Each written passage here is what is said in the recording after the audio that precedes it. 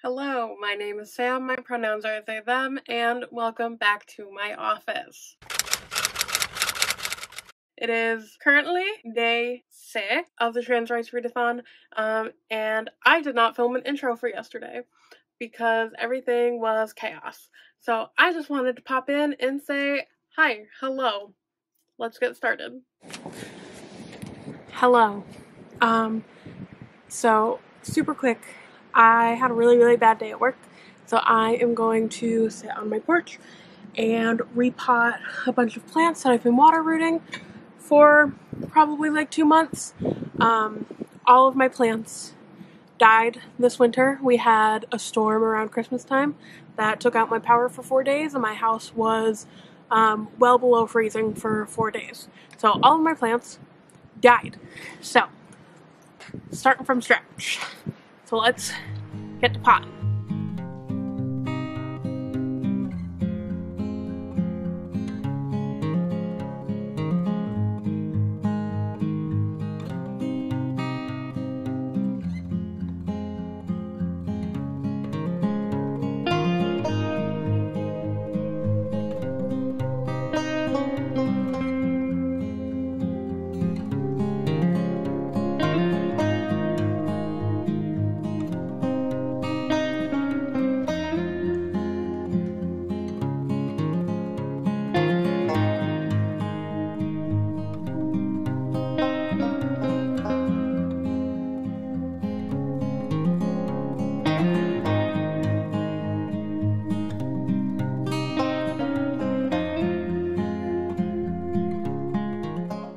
After we were done repotting a bunch of my plants, I decided to let Sadie run around the yard, which was a bad choice. If you have never experienced like a true mud season, I don't ever recommend it. It's awful. She ended up having to have 2 baths for like her feet, her legs, and like her belly area because she just went crazy and started digging in the mud. So she was not a happy camper.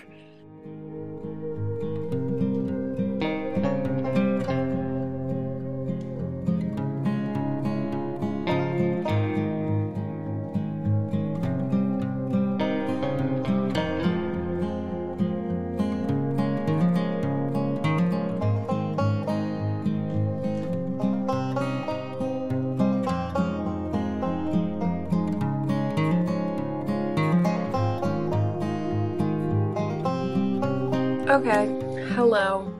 So it is like 8:30 on day 5, and I just kind of want to wrap out for yesterday. I definitely got some reading done yesterday. I read a couple more hours of The Cemetery Boys by Aiden Thomas, which is still fantastic as always. No critiques. But I knew I wasn't going to have any critiques because I already know that I love that book. And then I read a little bit more of Light from Uncommon Stars by Ryka Aoki, but I didn't get that far into it. Right now I'm at page 166, and I'm really loving it so far, and I have some thoughts about it. But first, I just kind of want to say, yesterday kind of sucked in the way that it often sucks for trans people and non-binary people and all of that fun stuff, where it's just like you get called out for your gender identity and then people start arguing with you about your gender. I'm out at work, as in if someone asks, I'm not gonna like lie about it, but I'm not like super out. But I got called out by a new person yesterday, and then got the whole no, gender's in your pants argument. And then when I tried to explain that was a messed up thing to say and like why, it just turned into, well, I don't understand. Gender's what's in your pants. And then I just got overwhelmed and all of that. And then I ended up also receiving the, well, you don't look autistic statement. And you know, if you're someone who's not in either of those communities, no hate on you or anything, but like, please just be like kind and don't be rude and have basic manners. Don't try to argue with people about their identities. It's not a bad thing to ask questions, but, you know, just have like basic decency. So I just wanted to put that out there because yesterday really kind of sucked and it really just kind of threw me off for like the entire day. So before I start talking about Light from Uncommon Stars by Ryka Aoki, I do want to shout out two of my favorite podcasts that bring me a lot of joy. So one of them is hosted by a trans person, one of them is not, but it's something that brings joy, and I am a trans person, so I'm just like, I don't really care. I'm gonna shout out what I want to shout out. So we have That's Why We Drink. This is hosted by M and Christine. M is non-binary, and they use they, them pronouns. And they bring me so much joy. They are so funny, and I just love them. It's like a true crime and like lore podcast kind of thing, but they've always done it in a very respectful manner. So I really like them. And they brought me a significant amount of joy yesterday. And then my other one, my other one's just ridiculous. These two are ridiculous and I love them so much. That's spooky. I love them so much. They bring me such endless amounts of joy, with all of their spooky gay bullshit. So if you're looking for something to cheer up your day at all, the banter between the people in these two shows is just top tier. I love every second of it. Totally amazing. So let's bring out some thoughts that I have on Light from Uncommon Stars by Ryka Aoki, because let me tell you, so far, I'm obsessed with this. Absolutely 1000% obsessed with this. I think that the way that she weaves her narrative is just artful. You know, the breaks between perspectives. It's so frequently done, so frequently shifted, but it's never confusing about who is speaking, what perspective you're looking at, what lens you're looking through.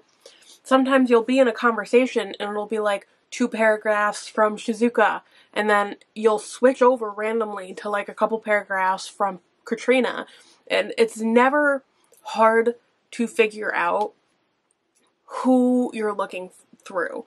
Like, you're just shifting your lens perspective so consistently, and I love it.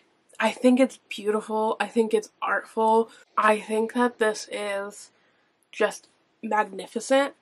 I think that her abilities as a writer are just fantastic, and I already respect her so much. Her language is easy to understand, but the way in which she weaves the narrative is what makes it dynamic and interesting. And that's a hard thing to do. That's a really difficult thing to do as a writer. You know, anyone can flower up their language and make it sound fancy, and sometimes it goes really well, sometimes it doesn't. It's really hard to structure your narrative in a way that is cohesive, makes sense, doesn't feel excessive, and is just, it just adds to the overall story so much in a way that language alone could not. So it's beautiful. It's absolutely beautiful. Now the story itself, I'm really enjoying. Okay, let's be honest here. I'm really enjoying all of it, but I'm specifically enjoying the little slide-ins from different people. So we've got our main 3, which is Katrina, Shizuka, and Lan.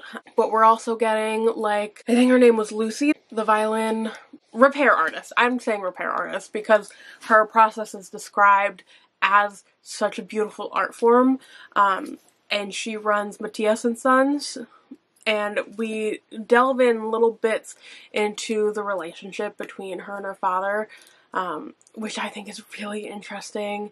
And we had the little slide in from, I think it was the Caputos. That was a nice little slide away to talk about the importance of name, which ended up sliding in so beautifully into something that needed to be explained. So that was really beautiful and artfully done. I'm also really interested to see where we go with Shirley. So I know that Shirley ultimately is attached to Lan, as is Edwin and Auntie Flora, and Wendy and Marcus. I think his name is Marcus. I know all of those storylines are ultimately attached to Lan because she is like the mother, the matriarch of that family dynamic, but I'm really interested to see where they each individually go, because we're starting to get little pieces of Shirley as like an individual and Edwin as like stepping out of his shell, and we're starting to get like little toss-ins of like Edwin, his family really underestimates him, but he's really got something special inside. So I'm really interested to see where we go with those perspectives in comparison to Lan, because it's not that I'm not interested in Lan, but I can kind of see like fairly clear, I feel like, ability to go into a romance line with Lan and Shizuka, which is not a problem in any capacity, but I'm kind of more interested in what her children have to offer right now, if that makes sense. I don't really want a romance line for this because I feel like, I don't know, I feel like for some reason I'm getting the vibes that we're being set up for like a happy story, but I feel like it's not going to be a happy story. So if it's not going to be like a happy, cute, everything works out story, then I don't want the romance.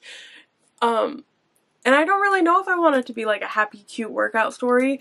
Like, I think that I'm going to be happy either way with what is given to me, but I'm just kind of curious to see where she ends up taking the story. I don't know. I don't know yet. The problem is that I'm kind of at a midpoint right now where things can start to teeter off in any which way. So I'm just kind of waiting to see where they end up going. So yeah. I love this. I'm going to continue reading it. So, I think that's going to be it for today. Show the trans people in your life a little extra love, because we really do be needing it. I hope that everyone's having an amazing Trans Rights Readathon, and I will see everyone next time. Bye.